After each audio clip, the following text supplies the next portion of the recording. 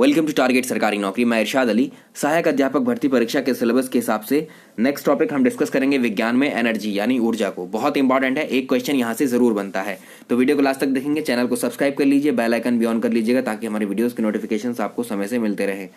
Unacademy learning app से भी आप मेरे कोर्सेज से स्टडी कर सकते हैं। लर्निंग ऐप में सर्च करेंगे इरशाद अली यूपीपीएससी कैटेगरी में, तो मेरे कोर्सेज पर सीधे पहुंच जाएंगे और अपनी तैयारी को वहां से आप बेहतर बना सकते हैं। चलिए शुरुआत करते हैं और सबसे पहले समझते हैं एनर्जी होती क्या है। ऊर्जा कोई भी व्यक्ति है, कोई भी वस्तु है, उसके कार्य करने की जो सामर्थ्य है या उसकी क्षमता है वही कहलाती है उस वस्तु उस व्यक्ति की एनर्जी। तो energy is the ability to work, ability to do work. तो कार्य करने की ताकत, क्षमता ही कहलाती है क्या, एनर्जी। इंपॉर्टेंट है। अब देखेंगे कंजर्वेशन ऑफ एनर्जी क्या होती है। ऊर्जा संरक्षण का नियम बहुत इंपॉर्टेंट है, ये पूछा जाता है एग्जाम में। ऊर्जा को ना तो नष्ट किया जा सकता है ना ही उत्पन्न किया जा सकता है, केवल एक फॉर्म से दूसरे फॉर्म में बदला जा सकता है उसको। तो energy can neither be created not destroyed, rather it can be transform और transferred from one form to another form. कैसे? अर्थ पर मेन सोर्स क्या है ऊर्जा का? ऊर्जा का मुख्य स्रोत पृथ्वी पर क्या है, ये सवाल पूछा गया है, कई बार आया है एग्जाम में क्वेश्चन। तो सनलाइट, सूर्य, सूर्य कहेंगे या सौर ऊर्जा कहेंगे, ठीक है। कैसे? अर्थ पर ग्रीन प्लांट्स आपने देखे हैं, हरे पेड़ पौधे जो है सूर्य की रोशनी यानी सनलाइट की मदद से ही फोटोसिंथेसिस के दौरान, प्रकाश संश्लेषण प्रक्रिया के दौरान अपना भोजन बनाते हैं और क्या रिलीज करते हैं, ऑक्सीजन, ठीक है। प्लस दूसरा, आप पेड़ पौधे, फिर इन पेड़ पौधों को हम लोग भी खाते हैं। कैसे? गेहूं है, चावल है, ये सब फसल जो हम उगाते हैं ये भी तो प्लांट्स ही हैं, ये भी तो तभी ग्रो करेंगे जब सनलाइट प्रॉपर होंगी, ठीक है। तो इनको हम यूज करते हैं। मतलब जो सौर ऊर्जा है, सौर ऊर्जा कहाँ गई, प्लांट में गई। प्लांट में जाने के बाद में प्लांट में क्या फूड तैयार हुआ, ठीक है, प्लांट ने ग्रो किया और यही प्लांट्स हमें फल भी देते हैं, सब्जियां देते हैं, है ना। उन्हीं, अब ये सारी एनर्जी कहाँ आ गई, फल और जितने भी हमें इनसे मिलेंगे प्रोडक्ट उनमें, ठीक है। हरी सब्जियां, फल हैं, उन सबको हम खाते हैं, नहीं, उन फल को हम खा रहे हैं, तो एनर्जी फिर कहाँ से ट्रांसफर हुई, अब आ गई, हम लोग ने खाया। तो जब हम खाना खाते हैं, भोजन करते हैं, तो उस खाने का मतलब यही होता है कि हमारी बॉडी को एनर्जी मिले। तो एनर्जी कहाँ से चली थी, सनलाइट से चली थी, प्लांट में पहुंची, प्लांट के थ्रू हमारे अंदर आई। हमको कोई भी काम करने के लिए, हमको मान लिया चलना है, अभी रोड पे भागना है, दौड़ना है, तब हमको चलने के लिए एनर्जी चाहिए। तो वो एनर्जी हम जो फूड हमने लिया है उसमें जो न्यूट्रिएंट्स हैं, उसी जो पोषक तत्व हैं उस खाने के भोजन के अंदर, वो हमारी बॉडी को जो है सप्लाई करते रहते हैं एनर्जी, ठीक। तो ये प्रोसेस चलती रहती है। तो हर चीज जो है, मतलब आप ये देखिए यहाँ पर एनर्जी कहीं क्रिएट नहीं हो रही है, ठीक है, बस एक जगह से दूसरी जगह को ट्रांसफर होती चली जा रही है ना। ना हम इसको नष्ट कर पा रहे हैं, डिस्ट्रॉय कर पा रहे हैं, बस ये ट्रांसफर हो जाती है। जो एनर्जी हमने खाया, मान लिया हमने किसी और काम में उसको लगा दिया, ठीक है, तो एनर्जी उस दूसरे काम को करने में सफल हो गई, ठीक है। तो ये होगा कंजर्वेशन का नियम।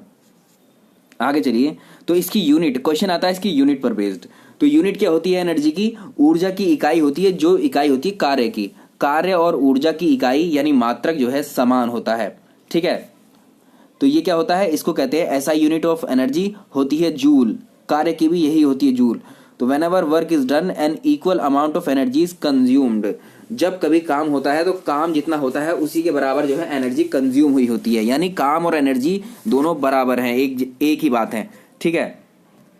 तो ये तो हो गया जूल में। अगर इसकी बड़ी यूनिट आप देखेंगे, बड़ा मात्रक, तो एक होती है किलो जूल। किलो जूल का मतलब क्या होता है, 1 किलो जूल में कितने जूल होते हैं, ये सवाल पूछा गया है। किलो का मतलब होता है 1000, ठीक है। 1 किलो में कितने ग्राम होते हैं, अगर आप वेट देखोगे मास में, तो 1 किलोग्राम में 1000 ग्राम होते हैं, ठीक है। तो 1 किलो जूल में कितने होंगे, 1000 जूल, वहीं से कनेक्ट किया है इसको, 1000 जूल। किलो का मतलब 1000 होता है, इतना याद रखेंगे, 1000। चलिए, अब ऊर्जा होती है डिफरेंट टाइप्स की। कौन कौन सी ऊर्जा होती है? पोटेंशियल एनर्जी है यानी स्थितिज ऊर्जा, काइनेटिक एनर्जी है गतिज ऊर्जा, केमिकल एनर्जी है रासायनिक ऊर्जा, हीट एनर्जी ऊष्मीय ऊर्जा, लाइट एनर्जी है प्रकाश ऊर्जा, साउंड एनर्जी ध्वनि ऊर्जा, इलेक्ट्रिकल एनर्जी है विद्युत ऊर्जा, न्यूक्लियर एनर्जी है नाभिकीय ऊर्जा। ये डिफरेंट फॉर्म्स है एनर्जी की।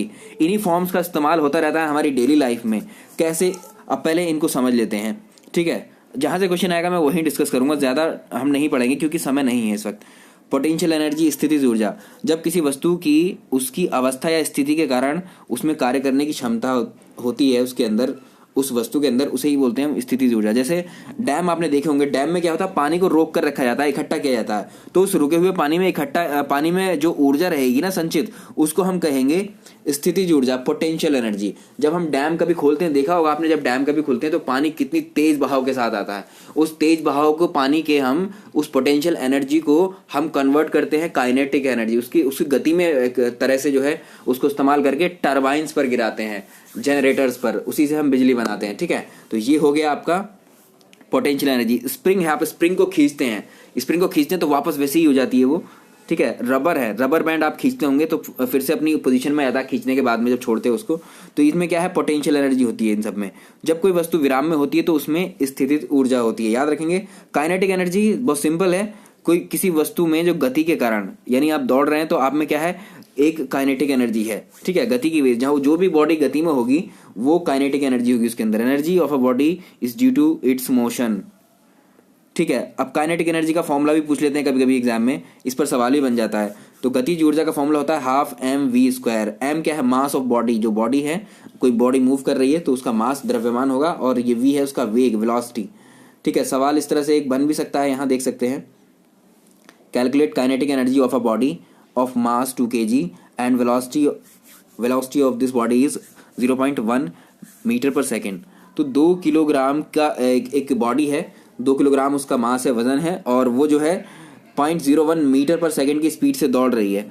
ठीक है, जब दौड़ रही है तो उसमें काइनेटिक एनर्जी होगी। तो काइनेटिक एनर्जी का फॉर्मूला हमारे पास ये हाफ एम बी स्क्वायर। तो हाफ को ऐसे ही रखेंगे, एम की जगह रख देंगे 2 और वी की जगह रखेंगे 0.1 का स्क्वायर। ठीक है, इस 2 से ये 2 कैंसिल, अब खाली ये बचा 0.1 का स्क्वायर का मतलब होता है 2 बार गुणा। जब इनकी 2 बार मल्टीप्लाई करेंगे, एक की एक में मल्टीप्लाई करेंगे तो 1 आएगा, और यहाँ पॉइंट है, यहाँ पॉइंट है, यानी टोटल हमारे 2 पॉइंट्स हो गए। तो इसका मतलब हमें 2 डिजिट्स के बाद में पॉइंट लगाना है। तो 0.01। ठीक है, 2 पॉइंट लिख लीजिए आप, चाहे आप मल्टीप्लाई करके देख लीजिए, यही आएगा सेम। ठीक है, चलिए पावर देखिए, पावर क्या होती है, शक्ति बोलते हैं इसको। Power is defined as rate of doing work, कार्य करने की दर कहलाती है शक्ति। मतलब जो अभी आप वर्क कर रहे थे, जो एनर्जी कंज्यूम कर रहे थे, एनर्जी को वेस्ट कर रहे थे, एनर्जी को काम में ले रहे थे, उस काम को आप कितने टाइम तक ले रहे हैं। ठीक है, कितने टाइम तक कर रहे हैं उस काम को, एनर्जी कितने टाइम तक कंज्यूम हो रही है। तो ये होगा एनर्जी पर यूनिट टाइम या फिर work done per unit time. तो power is work done per unit time, किसी दिए गए समय में कितना आपने काम किया वो। ठीक है, तो इसको P इक्वल टू ई, मैंने एनर्जी से लिखा है, T इक्वल टू टाइम से। ये फॉर्मूला कभी कभी पूछ लेता है। तो अभी देखा था हमने, एनर्जी को हम लिखते हैं जूल से, और टाइम को लिखते हैं हम सेकेंड में या फिर मिनट में या फिर आवर में लिख सकते हैं। तो अभी यहाँ मैंने लिखा 1 जूल, मान लिया यहाँ पर जो काम था, वो जो काम हमने करा है वो 1 जूल काम करा है और 1 सेकेंड में करा है। तो हमारी पावर कितनी हो गई, 1 वाट। हमने जो है टोटल हमारी पावर कितनी होगी, 1 वाट। तो हम यहाँ कह सकते हैं, अगर ऐसा कहीं मिल जाए जूल पर सेकेंड, तो जूल पर सेकेंड को हम वाट से रिप्लेस कर सकते हैं। ठीक है, तो वाट इक्वल टू होता है जूल पर सेकेंड। सवाल इस तरह से आता है, जूल पर सेकेंड इनमें से किसको कहा जाता है, तो आंसर होगा वाट। या फिर कहेगा जूल पर सेकेंड किसकी इकाई है, आंसर होगा पावर की या शक्ति की। सवाल आता है कि वाट किसकी इकाई है, आंसर होगा पावर की। ठीक है, इस तरह से। अब जो यूनिट जो होती है इसकी पावर की, जो एग्जाम में पूछी गई है वो देख लो। 1 वाट बराबर होता है 1 जूल पर सेकेंड। 1 वाट बराबर कितना होता है, 1 जूल पर सेकेंड, ये पूछा हुआ है एग्जाम में। 1 वाट बराबर, इसको या तो ऐसे लिख सकते हैं या ऐसे भी लिख सकते हैं, बातें दोनों बराबर हैं। अब 1 किलो वाट, किलो का मतलब मैंने बताया था 1000 होता है, 1000। तो 1 किलो वाट को हम लिख सकते हैं 1000 वाट। किलो की जगह हमने 1000 लिख दिया और वाट ऐसे ही रखा। अब आता है, देखिए किलोवाट यहाँ शॉर्ट फॉर्म यूज किया मैंने। अब आता है MW, अच्छा ये होता है मेगावाट। ठीक है, मेगावाट का मतलब होता है 10 की पावर 6। ठीक है, तो 1 मेगावाट बराबर होता है कितना, 10 की पावर 6। 10 की पावर 6 का मतलब होता है 10 के आगे 1 के आगे 6 0। ठीक है, तो ये 10 की पावर 6 हो जाएगा। ये सवाल पूछा हुआ है आपसे कि 1 मेगावाट बराबर कितने वाट होते हैं, 10 की पावर 6 वाट। 1 मेगावाट बराबर कितने किलोवाट होते हैं, आप इसको ऐसे भी तो लिख सकते हैं 1000 गुणा 1000, अभी तो ये 10 की पावर 6 ही है। ठीक है, तो ये हो गया 1000 किलोवाट भी कह सकते हैं इसको। अगला है 1 हॉर्स पावर, ये मैंने स्टार्टिंग में बताया था पहली क्लास में, इसकी 746 वाट होता है। 1 HP equal to 746 watt. 1 HP बराबर कितने किलोवाट होगा, किलोवाट मतलब 1000 से डिवाइड कर दीजिए उसको, तो ये कितना आएगा 0.75। ठीक है, चलिए अब देखिए पावर की कितनी यूनिट हो गई हमारे पास, कितने मात्रक होते हैं, जूल पर सेकंड हो गया, वाट पर सेकंड, सॉरी वाट भी हो गया, किलोवाट भी है, मेगावाट भी है, हॉर्स पावर, ये सब क्या है पावर की यूनिट मात्रा। कोई भी है बता दीजिएगा एग्जाम में। अब देखिए आपके घरों में जो मीटर लगा होता है बिजली का, इलेक्ट्रिसिटी मीटर जो होता है, एनर्जी मीटर बोलते हैं उसको, ठीक है। तो उसमें आपने देखा होगा महीने का जब बिल आता है तो वो यूनिट में आता है कि आज इस महीने जो है 15 यूनिट आई हैं, इस महीने 20 यूनिट आई, किसी के 100 यूनिट आई हैं। तो उसमें एक यूनिट का क्या मतलब होता है, ठीक है। यूनिट के हिसाब से पैसे देते हो ना आप, 7 रुपये पर यूनिट का पे करते हो, 8 रुपये पर यूनिट पे करते हो, सब जगह अलग अलग है। तो इसमें इसका मतलब क्या होता है, जब कोई देखिए आपके घर में फैन लगे होंगे, टीवी होंगे, एलसीडी एलईडी जो भी होंगे, गीजर रेफ्रिजरेटर, उन पर सब पर रेटिंग पड़ी होती है कि ये 1000 वाट का है, ये 200 वाट का है, ये 300 वाट का है, ट्यूबलाइट्स हैं 45 वाट की, इस तरह से वो रेटिंग पड़ी होती है। तो अगर आपके घर में जो इलेक्ट्रिक अप्लायंसेस हैं यानी विद्युत उपकरण हैं, उनमें से कोई अगर 1 किलोवाट का है, यानी अगर 1000 वाट का कोई अप्लायंसेस आपके, मान लीजिए आपके घर में जो फ्रीज है उस पर लिखा होगा, आप देखेंगे तो 1000 वाट अगर लिखा है उसके ऊपर, अगर इस 1000 वाट को आप 1 घंटे तक चलाते हैं, आप अपने 1000 वाट के फ्रिज को 1 घंटे तक चलाते हैं लाइट पर, तो वो जो है 1 यूनिट एनर्जी कंज्यूम कर लेगा, यानी आपका जो मीटर है उसमें 1 यूनिट बिल आ जाएगा, ठीक है। तो 1 यूनिट का क्या मतलब है, 1 यूनिट मतलब 1 kilowatt for 1 hour, 1 kilowatt की रेटिंग 1 घंटे तक चली हो तो इसका मतलब होता है 1 यूनिट। तो 1 यूनिट को हम कह सकते हैं 1 किलो वाट आवर, सिंपल, ठीक है। ये है फैन, फैन मान लीजिए सपोज ये 1000 वाट का था या 1 किलो वाट का था, तो 1 घंटे तक चलाएंगे तो इसका मतलब हो जाएगा 1 किलो वाट आवर, यानी 1 यूनिट कंप्लीट हो जाएगी। कोई 1000 वाट का या फिर 1 किलो वाट का उपकरण अगर 1 घंटे तक चलता है बिजली पर, आपके घर में इलेक्ट्रिसिटी पर, तो वो 1 यूनिट पैदा करेगा, ठीक। चलिए अब 1 किलो वाट आवर, ये 1 किलो वाट आवर को हम जो है इसको जूल में कैसे बदलेंगे, ये सवाल पूछा गया है। 1 किलो को मैंने 1000 ऐसे ही लिख लिया, ठीक है, जूल पर सेकेंड, और 60 इंटू 60, चलिए ये सेकंड में बदल गया। अब मैंने 60 कहा लिया, 1 घंटे में कितने मिनट होते हैं, 60 मिनट होते हैं, और 60 मिनट में सेकंड कितने होते हैं, 1 मिनट में 60 सेकंड होते हैं, तो ये टोटली सेकंड में चेंज हो गया, ठीक। तो यहाँ सेकंड भी आएगा, सेकंड से सेकंड कटेगा, अब ये 6 36 हो गया, 3600, और ये 5 जीरो, तो ये 1 किलो वाट आवर कितना आ गया, इतना, ठीक है। और ये पूछा जाता है आपसे, 36 के आगे 5 जीरो है, याद रखेंगे, तो 3.6 इंटू 10⁻6 जूल। अब कहेंगे आप यहाँ पर ये 6 कैसे आ गए, 6 इसलिए आ गए क्योंकि हमने एक पॉइंट यहाँ भी ले लिया ना 3 के बाद में, ठीक। तो इस डेटा को आप याद रखेंगे, 3.6 इंटू 10⁻6 जूल होता है 1 किलो वाट आवर, ये वाला भी याद रखेंगे और ये वाला भी याद रखेंगे, तीनों पूछे गए हैं एग्जाम में। अब बात करते हैं ट्रांसफॉर्मेशन ऑफ एनर्जी, ऊर्जा का रूपांतरण कैसे होता है। हमारे पास कुछ कन्वर्टर्स हैं, जैसे आपने सुना होगा सोलर सेल, आपने सुने होंगे, बहुत फेमस है, अभी चल रहा है लेटेस्ट, ठीक है। इसी पर पूरा जो है फोकस किया जा रहा है पूरे वर्ल्ड में, ठीक, क्योंकि जो हम बिजली हमारे घरों में आती है वो ज़्यादातर जो है कोयले पर डिपेंडेंट है, इंडिया भी और बाकी देश भी।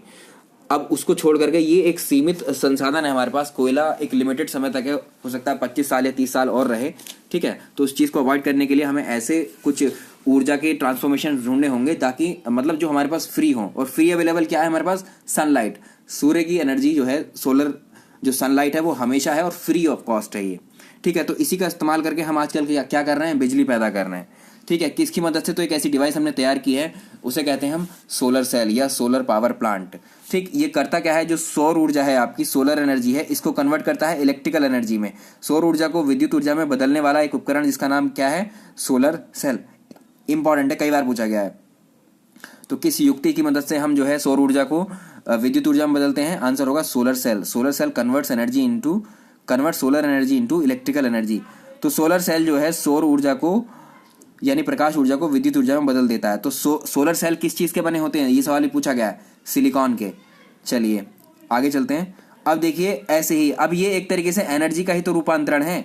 कैसे, ये सोलर सेल, ये क्या है, सनलाइट क्या है, एक एनर्जी, तो एनर्जी सोलर सेल पर आई, सोलर सेल में फंक्शन हुआ कुछ, अब ये एनर्जी ट्रांसफर किस में हो गई, ये बन गई किस में, इलेक्ट्रिकल एनर्जी बन गई, यही तो एनर्जी ट्रांसफर हुई यहाँ, इलेक्ट्रिकल एनर्जी। फिर अब ये हम अप्लायंसेस हमारे घर में है, हमको क्या चाहिए, हमको गर्मी लग रही है तो फैन ऑन कर लिया, तो यही जो इलेक्ट्रिकल एनर्जी है यही अब क्या है कि आपको हवा फेंकने लगी, विंड एनर्जी में कन्वर्ट हो गई, है ना, ठीक है। दूसरा, आप टीवी देखना चाहते हैं तो टीवी आपको जो है चलने लगेगा इस एनर्जी से, तो वो उसमें कंज्यूम हो गई, मतलब ये एनर्जी ट्रांसफर हो रही है सिर्फ, ठीक है। चलिए अब देखिए डायनोमो पे क्वेश्चन बहुत बनता है, जनरेटर पर। तो सवाल आता है डायनोमो क्या करता है, डायनोमो जो है क्या करता है, यांत्रिक ऊर्जा को विद्युत ऊर्जा में बदलता है। Dynamo converts mechanical energy into electrical energy, ठीक है, इसको याद रखेंगे। और इलेक्ट्रिकल मोटर भी पूछी जाती है, विद्युत मोटर क्या करता है, ये यांत्रिक ऊर्जा को सॉरी विद्युत ऊर्जा को यांत्रिक ऊर्जा में बदलता है। आप देखे होंगे आपने घर में मोटर में सबमर्सिबल्स लगे होंगे आपके, तो जो मोटर डली होती है उसके अंदर वो क्या करती है, उसको हम सप्लाई देते हैं तो पानी फेंकता है पंप पे, यानी मैकेनिकल आउटपुट देता है हमको, ठीक है। ऐसे ही इसमें क्या होता है, डायनामो में हम क्या करते हैं, जो एक टरबाइन मान लीजिए, एक शाफ्ट अगर हम घुमा रहे हैं, शाफ्ट इसको घुमा रहे हैं, कोई लोहे की रॉड है इसको घुमाने लगे किसी भी चीज़ से, अपने हाथों से किसी और अरेंजमेंट कर दें, इसको घुमाने लगे और एक यहाँ दोनों साइड इसके मैग्नेट लगा दें, तो आप देखेंगे कि इसमें करंट बनना शुरू हो जाएगा, ठीक है। तो ये होता है डायनामो। बहुत सिंपल बताया, क्योंकि ये बहुत हाई कॉन्सेप्ट रहते हैं, ये सब इंजीनियरिंग के हैं, ये सारे टॉपिक जो भी आप यहाँ देख रहे हैं सब इंजीनियरिंग है ये। तो इलेक्ट्रिकल मोटर भी क्या करती है, विद्युत ऊर्जा को यांत्रिक ऊर्जा में, ये दोनों रिवर्स काम करते हैं, ध्यान रखना, कंफ्यूज नहीं होना है इसमें। डायनोमो क्या करेगा, मैकेनिकल एनर्जी को इलेक्ट्रिकल में कन्वर्ट करेगा, और जो मोटर होगी वो करेगी, मोटर कन्वर्ट करेगी इलेक्ट्रिकल एनर्जी को मैकेनिकल एनर्जी में। रेडियो क्या काम करता है, रेडियो आप सुनते हैं, ठीक है। रेडियो क्या करेगा, रेडियो इलेक्ट्रिकल एनर्जी को साउंड एनर्जी में बदलता है। रेडियो का आउटपुट आप जानते हैं, गाने सुनते हैं, आवाज़, मतलब गाने क्या है, आवाज़ है ना।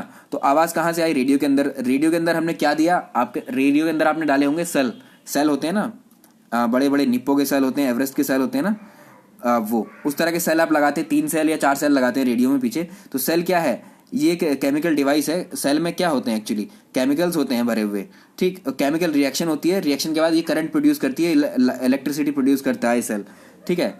तो ये सेल क्या है, ये रेडियो क्या है, इलेक्ट्रिकल एनर्जी को साउंड एनर्जी में चेंज करता है। ये सवाल पूछे हुए हैं आपसे। माइक्रोफोन क्या करता है, ये भी पूछा हुआ है। माइक्रोफोन करता है ध्वनि ऊर्जा को विद्युत ऊर्जा में बदल देता है। साउंड एनर्जी जो हम बोलते हैं उसको कन्वर्ट करता है इलेक्ट्रिकल एनर्जी, इलेक्ट्रिकल सिग्नल्स में। बल्ब है, आपने घर में देखा, बल्ब, ट्यूबलाइट या हीटर आप जलाते होंगे तो आपको क्या मिलती है, एक तो रोशनी मिलती है, थोड़ी सी गर्माहट भी लगती है, थोड़ी हीट भी मिलती है, ट्यूबलाइट में भी, हीटर में भी, ठीक है। सर्दियों में जब आप इस्तेमाल करेंगे या गर्मियों में भी, तो ये हीट और रोशनी दोनों आपको मिलती हैं। तो इसका मतलब क्या है, ये आउटपुट में हमें क्या मिलेगा, प्रकाश और ऊष्मा तो मिलेगी, लाइट एंड हीट, बट ये कौन सी एनर्जी से मिल रही है, उस बल्ब में क्या आ रही थी, इलेक्ट्रिसिटी, यानी विद्युत ऊर्जा। इलेक्ट्रिसिटी की मदद से ही तो जल रहा था वो, तो इसमें इलेक्ट्रिकल एनर्जी कन्वर्ट हो रही है किसमें, लाइट एंड हीट एनर्जी में। मोमबत्ती कैसे जलती है, मोमबत्ती जो है, मोमबत्ती का जलना रासायनिक ऊर्जा को प्रकाश और उसमें ऊर्जा में बदलना, यानी केमिकल एनर्जी कन्वर्ट होती है लाइट एंड हीट में, मोमबत्ती के केस में। ऐसे ही कोयले का जलना केमिकल एनर्जी को जो है हीट में बदलना होता है, ठीक है। और विद्युत सेल वही जो रेडियो में लगते हैं, या फिर आपके मोबाइल के नहीं, आपके जो टीवी के रिमोट है उसमें जो छोटे सेल्स डलते हैं, उनकी बात चल रही है यहाँ, ठीक है। रासायनिक ऊर्जा को विद्युत ऊर्जा में बदलते हैं ये भी। और इंजन क्या है, हीट को जो है यांत्रिक मैकेनिकल ऊर्जा में, ठीक है। चलिए, अच्छा, किसी ने क्वेश्चन किया था, हमने लास्ट वीडियो में देखा था, करंट अफेयर जब देख रहे थे FTII के बारे में। तो FTII जो एक पहला तो है पुणे के अंदर है, वो इंडियाज फर्स्ट FTII कहाँ पर है, महाराष्ट्र यानी पुणे में है। और जो सेकंड FTII है वो अरुणाचल प्रदेश में बना है, ठीक है। तो ये दोनों याद रख लेंगे, क्योंकि लेटेस्ट करंट अफेयर है, तो ये भी आ सकता है। उसके अलावा अच्छा, ये एग्जाम में पूछा क्यों जाता है FTII, ये इसलिए पूछा जाता है क्योंकि ये गवर्नमेंट संस्थाएं हैं, गवर्नमेंट इंस्टीट्यूट है, संस्थान है ये, ठीक है ना। ये जितनी भी हैं सब सरकारी हैं, और सरकारी में जब कुछ करंट्स बनते हैं, करंट अफेयर्स बनते हैं, या कोई भी इवेंट होता है तो ज़रूर एग्जाम में पूछ लिया जाता है वो। And national school of drama NSD है, ये पूछा हुआ सवाल है आपका, ये दिल्ली में है, ठीक है, मंडी हाउस। दूरदर्शन कहाँ पर है, दूरदर्शन भी दिल्ली में है, मंडी हाउस में, ये सब वहीं अवेलेबल है। दूसरा है भारतीय हिंदी नाट्य अकेडमी, भारतीय हिंदी नाट्य अकेडमी भी पूछा हुआ एग्जाम में आपके, ये लखनऊ में है। और संगीत नाटक अकेडमी जो है वो दिल्ली, ठीक है। अब सवाल आएगा इसमें, FTII जो है किसके अंडर वर्क करता है, किस मंत्रालय के। तो FTII वर्क करता है ministry of information and broadcasting के अंडर में, ठीक है। आप लोग पूछ रहे हैं, मैंने देखा है कमेंट में, किसने कहा है कि क्या दिसंबर के करंट अफेयर्स नहीं आएंगे। मैं बता देता हूँ आपको, पहले RO का एग्जाम आप में से दिया होगा, तो उसमें 15 दिन, यूपी का एग्जाम था, 15 दिन पहले का करंट अफेयर्स उठा कर रख दिया था उसमें, ठीक है। इसका मतलब समझ लो कि 15-20 दिन पहले ही पेपर बना था वो, तो हम इस कह सकते हैं कि दिसंबर से पहले पेपर बन गया होगा, ठीक है। बट इवेंट तो पता ही रहते हैं, पुरस्कारों का तो उन सबको पता ही होता है कि कौन सा पुरस्कार कहाँ मिल रहा है, इतनी इन्फॉर्मेशन तो रहती है, पहले ही अनाउंसमेंट हो जाता है कि ये पुरस्कार इस साल का किसको मिलने वाला है। दिसंबर आते आते सारे पुरस्कार अनाउंस हो ही जाते हैं, ठीक है। आप चुनाव आयुक्त का मैंने क्वेश्चन लिया था, वो 3 दिसंबर का था, लेकिन पिछले अब पेपर देखोगे ना इसका, तो इसमें साफ साफ पूछा हुआ था चुनाव आयुक्त के बारे में, ठीक है, कि भारत के 21वें मुख्य चुनाव आयुक्त कौन है। ये अभी जो 27 मई को पेपर हुआ था वो पूछा हुआ था उसमें क्वेश्चन। तो आप दिसंबर से जस्ट पहले के जो करंट अफेयर्स है सारे पढ़ेंगे, ठीक है। दिसंबर के मैंने लगभग कराए हैं, तो वो भी आते ही हैं। जैसे कि अभी 10 दिसंबर को जो है ये डिस्ट्रीब्यूशन हुआ है नोबेल प्राइजेस का, तो इसका मतलब ये है 10 दिसंबर को आप सोचेंगे कि नहीं आएगा, बट नहीं, दिसंबर से पहले ही इनका अनाउंसमेंट हो गया था नोबेल प्राइजेस का, तो ये आएगा एग्जाम में। ठीक है, मैं बता रहा हूँ अनाउंसमेंट पहले ही आते हैं कि किन व्यक्तियों को कौन से अवार्ड मिलने वाले हैं, डिस्ट्रीब्यूशन अलग अलग समय पर भी होते हैं, इसका याद रखिए। और जो दिसंबर 1 से पहले के सारे करंट पढ़ेंगे आप। ठीक है, चलिए इस वीडियो में रहने देते हैं इतना ही, बाकी डिस्कस करेंगे हम नेक्स्ट वीडियो लेसन में। Thank you so much.